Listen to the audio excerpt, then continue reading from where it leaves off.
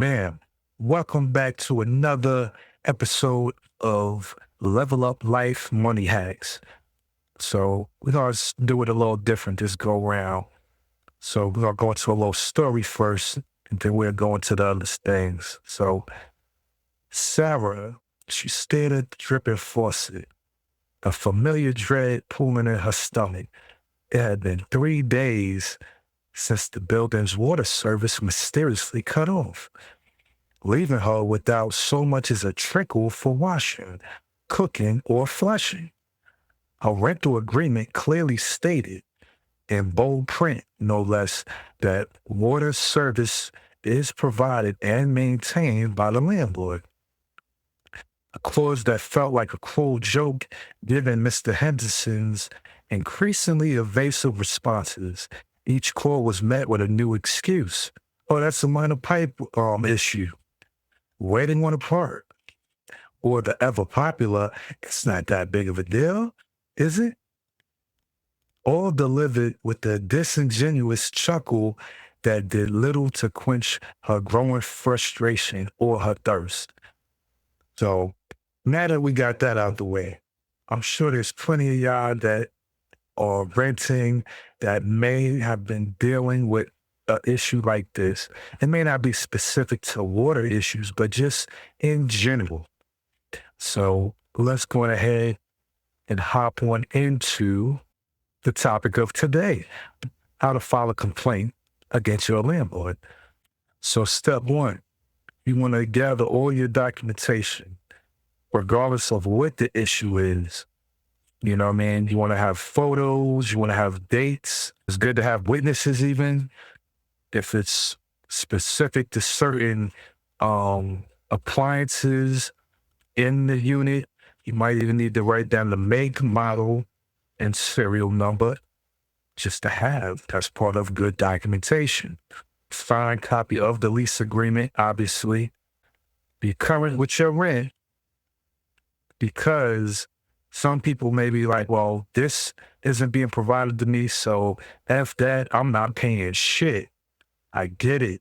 But if you're trying to take the landlord to court or force him into a legal arena, you want to make sure that you are covered and protected.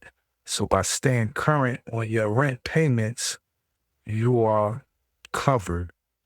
Should the things go your way in court, not only are they going to be forced to fix the issue, they're going to be forced to probably give you back payment, those rent payments for the months that you have been suffering or lacking in whatever services that they were supposed to provide. And then, of course, the final piece, the cherry on top, written communications with the landlord. You know, I would say letters, but this is 2025, where 99% of everything is email. So the email is even better. You have an email chain history. Hey, bro, the heat ain't working. Hey, bro, the water's not working.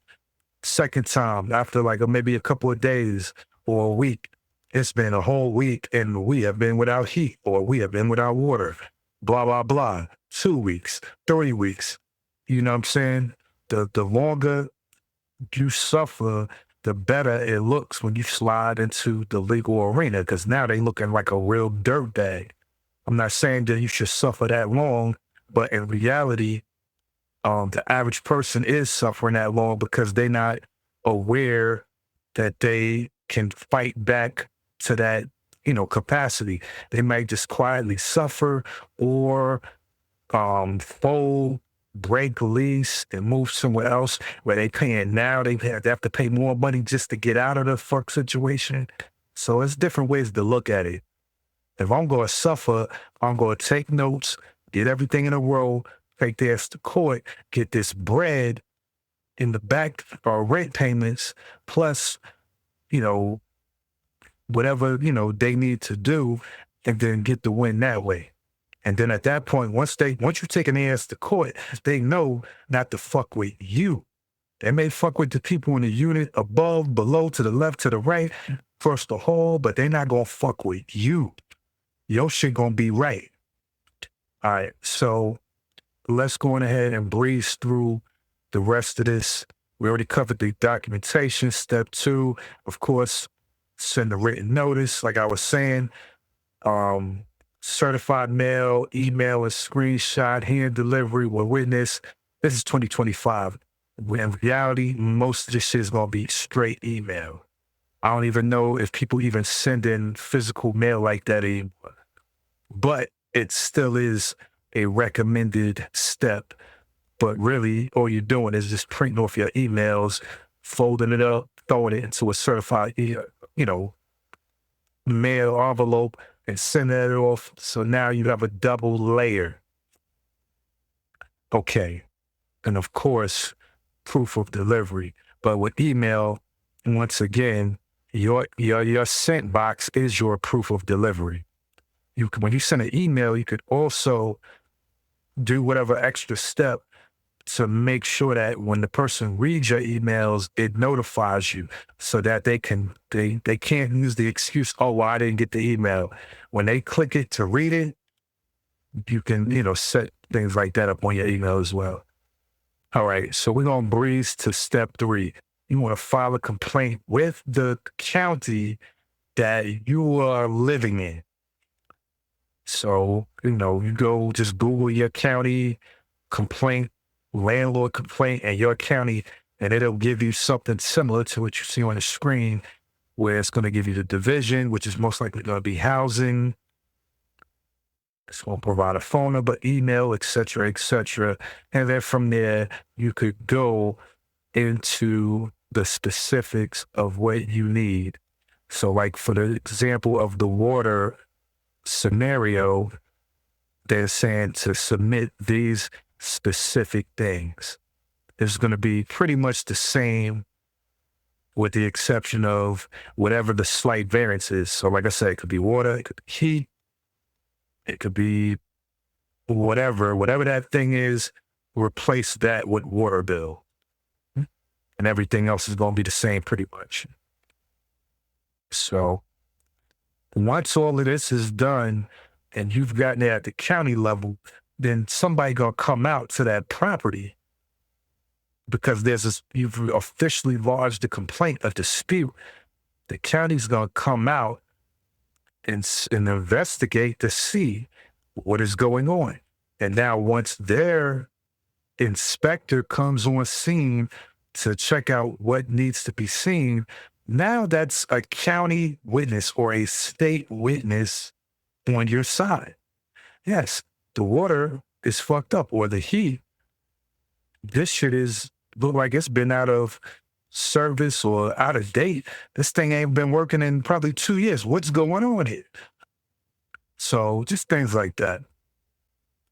And then if you wanted to really double and triple down, you could contact, of course, your state's Consumer Protection Division, which all of the states have one, and file your grievances with them as well. So now you have not only the county officials, but now you have the Consumer Protection Agency, which is a separate entity also looking into this matter. So some of the additional options you could file, besides your tenant complaint, you could also file a breach of lease. You could file rent escrow action, which once again, they fail to provide essential services in the specific example of water or heat. It could apply to other things that you might be dealing with, but these are just some options off the top that are at your disposal if you are facing these type of situations right now. So you don't got a computer, stroll your, behind on down to your local courthouse and, tell them you need to file a complaint against your landlord. They will provide you with the necessary forms. They can't provide you with legal advice, but they will provide you with the forms needed to do your thing. So important notes in closing, right? Like I touched on, don't stop paying rent just because you're dealing with your shit. It's in human nature to be like, man, fuck them. I'm shivering in my apartment. My water ain't running. They ain't getting nothing. Cause they'll fuck around and turn that shit around on your ass to where you looking like the bad guy in court. You want to come to court in honor, you know what I mean, and a good standing, to where the judge and they looking, the judge is like, so you blah blah blah, are all your rent payments concurrent? Yes, they are, Your Honor. Excellent. You, the landlord, what's the situation with the water? Is it true that the water or the heat has been off for 2 months and it's the fucking middle of winter? What's going on? Blah, blah, blah, blah. They start stumbling and fumbling. Now they looking like a clown in court.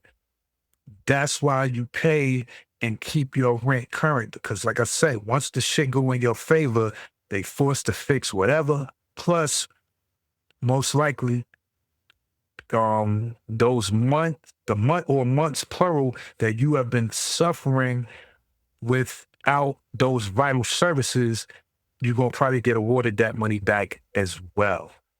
So look at it like that. You want to keep all your documentation professional, not sending emails like, nigga, my fucking heat is off. Where the fuck you at? If I see you, I'm gonna bust you upside your head. No, you can't do that. Keep the shit professional.